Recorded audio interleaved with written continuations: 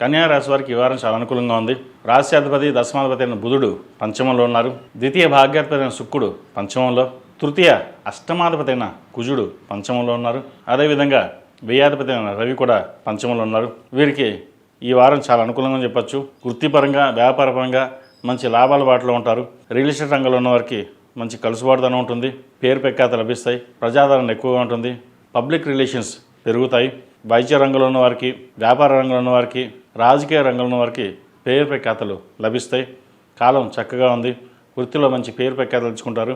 నూతన వ్యాపారం ప్రారంభించాలనే ఆలోచన ఉంటుంది. అడ్మినిస్ట్రేషన్ రంగంలో వారికి చాలా అనుకూలంగా ఉంటుంది. భూ సంబంధించిన విషయ వ్యవహారాలు సానుకూల పడతాయి. రియల్ ఎస్టేట్ రంగంలో వారికి కాలం అనుకూలంగా ఉంది. మంచి అవకాశాలు కలిసి వస్తాయి. అదేవిధంగా మెడికల్ రంగంలో ఉన్న వారికి, కాస్మెటిక్స్, బ్యూటిషియన్, టెక్నికల్ రంగంలో ఉన్న వారికి, సినిమా కళారంగాల వారికి చాలా అనుకూలమైన ఫలితాలు ఈ వారం గోచరిస్తుంది. ఫినాన్షియల్ పరంగా చాలా అనుకూలంగా ఉంటుంది. రావాల్సిన సొమ్ము ఏదైతే ఉందో అది సకాలంలో పూర్తి రావడం, అదేవిధంగా ఒక ఫ్లాట్ కానీ ఇల్లు కానీ కొనుగోలు చేస్తారు. వస్త్రాభరణాలు కొనుగోలు ఉంటుంది. అలంకరణ సామాగ్రి కోసం ఎక్కువగా ధనాన్ని ఖర్చు పెడతారు. వాటి విషయంలో అవసరమైతే తప్ప ఖర్చు చేయకుండా ఉండడం చెప్పదగినది. అదేవిధంగా ఈ రాశిలో జన్మించిన విద్యార్థులు కాలం అనుకూలంగా ఉంటుంది. వచ్చిన అవకాశాలని సద్వినియోగపరుచుకుంటారు. ఈ రాష్ట్రం జన్మించిన స్త్రీలకు వృత్తి ఉద్యోగాల పరంగా, వ్యాపార పరంగా అనుకూలంగా ఉంటుంది. లాభాధిపతి అయిన రవి పంచమంలో ఉన్నారు. ముఖ్యంగా ద్వితీయ భాగ్యాధిపతి అయిన శుక్రుడు పంచమంలో ఉన్నారు. చక్కగా రావాల్సిన ధనం చేతికి అందుతుంది.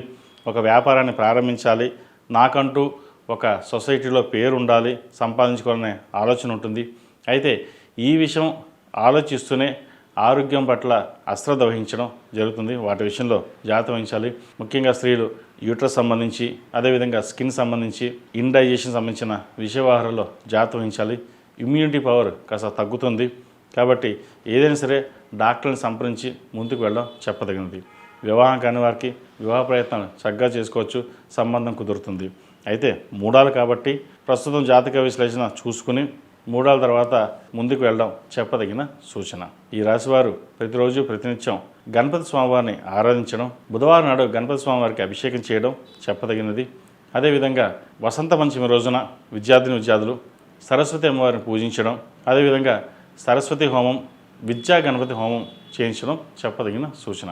ఈ రాశిలో జన్మించిన వారికి కలిసి వచ్చే సంఖ్య 2, కలిసి వచ్చే రంగు స్కై బ్లూ.